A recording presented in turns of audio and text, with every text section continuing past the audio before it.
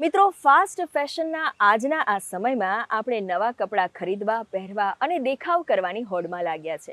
પરંતુ આ કપડાઓનો નિકાલ એ ભવિષ્યની મોટી સમસ્યા છે.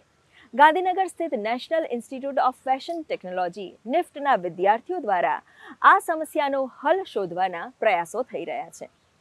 તેઓ કાપડના કતરણમાંથી નવીન અને ઉપયોગી વસ્તુઓ બનાવે છે, જે ન માત્ર આ પ્રદૂષણને ઓછું કરવામાં મદદરૂપ છે, પરંતુ કારીગરોને પણ રોજગારી પ્રદાન કરે છે. આજના સમયમાં આપણે બધા ફાસ્ટ ફેશન તરફ વળી રહ્યા છે, પણ તમે ક્યારેક વિચાર્યું છે કે કાપડનો નિકાલ કેવી રીતે થતો હશે? અને જો કતરણ કે કાપડ રહી જાય તો એનું શું થતું હશે? ટેક્સટાઇલ વેસ્ટેજથી સસ્ટેનેબલ પ્રોડક્ટ બનાવવાનું કામ નિફ્ટ ગાંધીનગરના વિદ્યાર્થીઓ દ્વારા કરવામાં આવી રહ્યું છે. Not every fiber and not every garment is recyclable due to technical reasons. अगर उसमें फाइबर कंटेंट का कोई डिफरेंस होता है या कुछ और उसमें टेक्निकल प्रॉब्लम आती है तो सारे गारमेंट्स रिसाइक्लेबल नहीं होते हैं. और जो गारमेंट्स रिसाइक्लेबल नहीं होते हैं उसका क्या किया जाए? अदरवाइज वो it will act as a pollutant on the landfill. और मेजर जो गारमेंट्स आजकल हमारे वो मैन मेड फाइबर से बनते हैं और पॉलिस्टर्स और नाइलन्स है बेसिकली, जो बेसिकली प्लास्टिक्स है, जो बायोडिग्रेडेबल भी नहीं है और it is a matter of concern.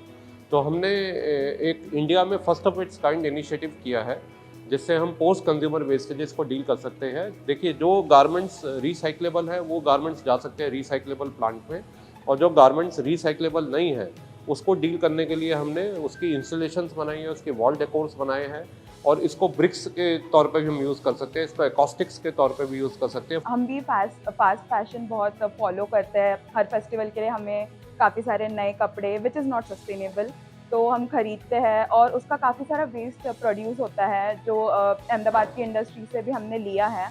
और फिर हमने वो मटेरियल हमने यूज़ करने की कोशिश की है कि हम नेचुरल व्यू और वो क्लोथ पीसेस को कंबाइन करके उससे नए प्रोडक्ट्स बना सकें. तो ये हमारा छोटा सा इनिशिएटिव है कि इससे हम प्रोडक्ट्स बना के उतना वेस्ट तो कम कर ही सकते हैं फास्ट फैशन जो इससे जनरेट हो रहा है. जिसमें लैम्प सेट्स हैं, वॉल डेकोर आइटम हैं, स्टूल्स हैं, फर्नीचर आइटम्स हैं, और भी दूसरे प्रोडक्ट्स बनाए गए हैं जो कि खेलने के लिए यूज़ होते हैं. और चरखा बनाया गया है, घड़ी बनाई गई है. ऐसे प्रोडक्ट्स बनाए गए हैं जो कि लाइफस्टाइल एक्सेसरी के कैटेगरी में आते हैं.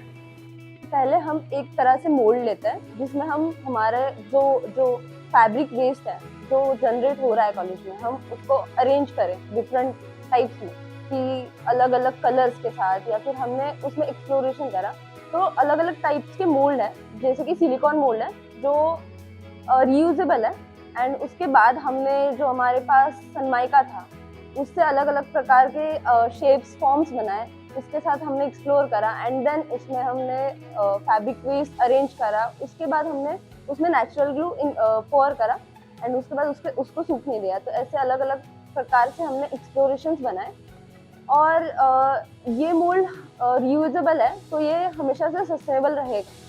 તમને લાગતું હશે કે આ કામમાં ખર્ચ વધારે આવતો હશે, કેમ કે માર્કેટમાં આ સુંદર વસ્તુઓનો ભાવ પણ વધારે હોય છે, પણ ઓછી કિંમતમાં આ સુંદર વસ્તુઓ આપણે પણ બનાવી શકીએ છીએ અને પર્યાવરણને બચાવવામાં એક યોગદાન આપી શકીએ છીએ.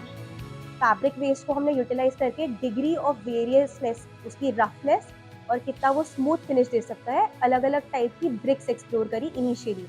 उसका हमने उसे इनिशियली अलग अलग छोटे स्मॉलर पीसेस में काट के उसमें ग्लू पोर करके और फैब्रिक कंप्रेशन से ये देखा कि किस टाइप की फिनिशेस आ सकती है उस ब्रिक में. हाई कंप्रेशन जिसमें ज़्यादा फैब्रिक यूज़ हो रहा है टू हाई ग्लू यूटिलाइजेशन, ऐसे 1 to 5 डिग्री ऑफ फिनिशिंग के हमने ब्रिक्स बनाए. इनको हमने अलग अलग प्रोडक्ट्स में यूटिलाइज करा, जैसे कि table top accessories, home decor items जो कि कैफेटेरियाज में या घरों में आम लोगों के इस्तेमाल हो सकती है. इसका कॉस्ट जिसमें फैब्रिक यूटिलाइज हो रहा है, फैब्रिक हम लोगों के फैशन डिज़ाइन कॉलेज है तो बहुत सारा हमारी लैब्स में जनरेट होता है, स्टूडेंट्स की कतरन जनरेट होती है. और उसके अलावा हमने बहुत सारा डेनिम भी सोर्स करा जो कि हमने इंडस्ट्रीज से अहमदाबाद की वेस्ट डेनिम सोर्स करके यूटिलाइज करा है अपने प्रोजेक्ट में, जो कि हम लोगों को फ्री मिला. उसके अलावा ग्लू भी मिनिमल कॉस्ट पे आती है, तो जो ब्रिक बन रहा है वो सस्टेनेबल तो है ही, उसके साथ वो इकोनॉमिकली भी सस्टेनेबल है हमारे लिए। In some European countries, what they have started doing is that हफ्ते में एक दिन वो टेक्सटाइल वेस्टेज भी कलेक्ट कर रहे हैं। तो इसके लिए हम urban development department government of Gujarat और गवर्नमेंट ऑफ इंडिया के संपर्क में हैं।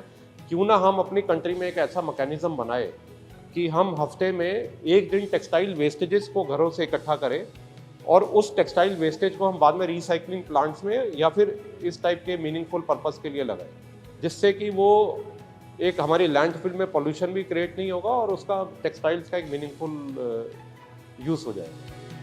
કૃણાલ ચૌહાણ અને લક્ષ્મણ રાજપૂત સાથે સુમન બોરાનાનો રિપોર્ટ।